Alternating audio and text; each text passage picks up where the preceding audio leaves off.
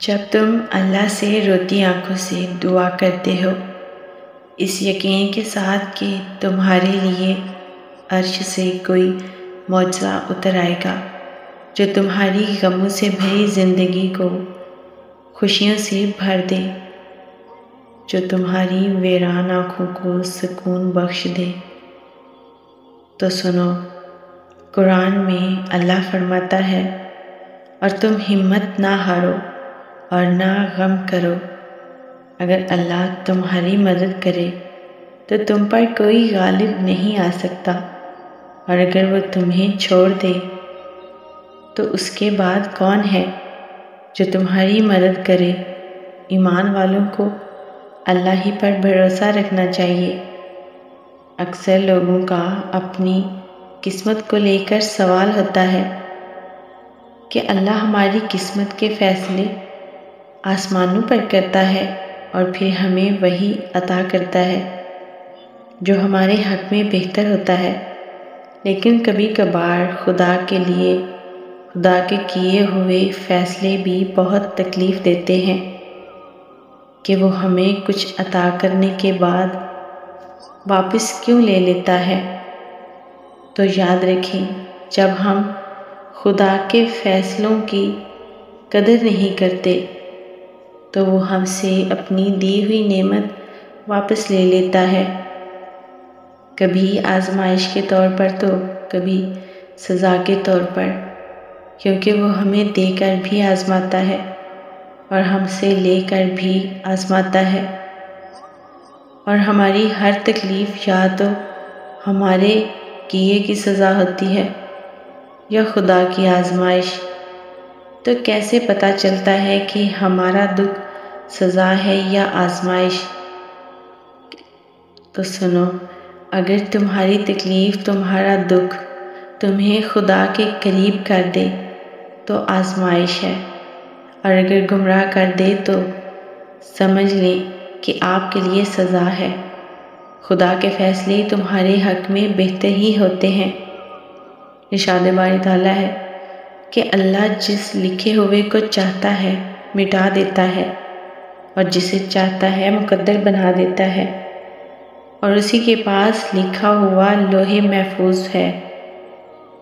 اکثر اوقات زندگی ہمیں اس موڑ پر لا کھڑا کرتی ہے کہ ہم بے بس ہو جاتے ہیں، گرنے لگتے ہیں، تو پھر یہ یاد آتا ہے ان اللہ مع الصابرین، کہ بے شک اللہ صبر کرنے والوں کے ساتھ ہے۔ پھر دل اللہ کی جانب مڑتا ہے۔ یہ ہوتے ہیں ایمان والے، کامل ایمان والے، جو صالح بن جاتے ہیں، جنہیں قیامت کے روز صالحین کے ساتھ اٹھایا جائے گا۔ یاد رکھو، دنیا میں کسی بھی انسان کی کہانی اتفاق سے نہیں لکھی جاتی۔ جو ذرے ذرے کے حال سے واقف ہے وہ اتفاق کیوں کرے گا؟ وہ طے کرے گا۔ کوئی بھی واقعہ اتفاق نہیں ہے، وہ طے شدہ ہے، ورنہ معجزہ ہے۔ اور اللہ سے محبت کرنے والوں کی ایک نشانی یہ بھی ہے کہ وہ اللہ کی رضا میں ہمیشہ خوش رہتے ہیں۔ ہر دکھ درد تمہارے لیے اس کی طرف سے سزا نہیں ہے، یہ آزمائشیں تمہاری ماضی کی خطاؤں کا نتیجہ نہیں ہوتی۔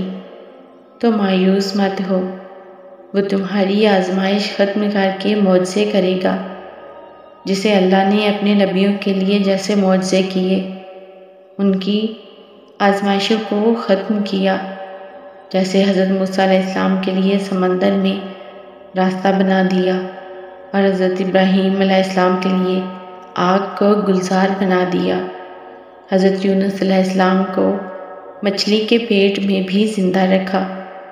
جیسے انہوں نے یقین رکھا کہ خدا کوئی نہ کوئی راستہ نکالے گا، تو دیکھو خدا نے راستہ تو نکالا ان کے لیے۔ جب ان کو مشکل پیش آئی تو انہوں نے یقین رکھا کہ اللہ ضرور نکالے گا۔ تو جب تم اس کا اچھا گمان رکھو گے تو یقیناً سب اچھا ہی پاؤ گے۔ جیسے ساری قدرتیں اس کے روبرو سجدہ ریز ہوتی ہیں، بالکل ویسے ہی دعاؤں کی جانب وہ تمہاری رہنمائی کرتا ہے۔ وہ کہہ چکا ہے کہ تم چاہ بھی نہیں سکتے جب تک اللہ نہ چاہے، تو پھر مان لو کہ وہ چاہتا ہے ایسا ہونا، تب ہی وہ تمہیں یہاں تک لایا ہے۔ اس نے اب ناممکن کو ممکن کرنا ہے، تبھی وہ تمہاری زبان پر کن کی طلب لایا ہے۔ اس لیے توکل کے ساتھ دعائیں مانگتے رہو، صبر کے ساتھ اپنے وقت کا انتظار کرو۔ انشاءاللہ اللہ تمہاری دعاؤں کو کن کے معجزوں سے ضرور سجائے گا۔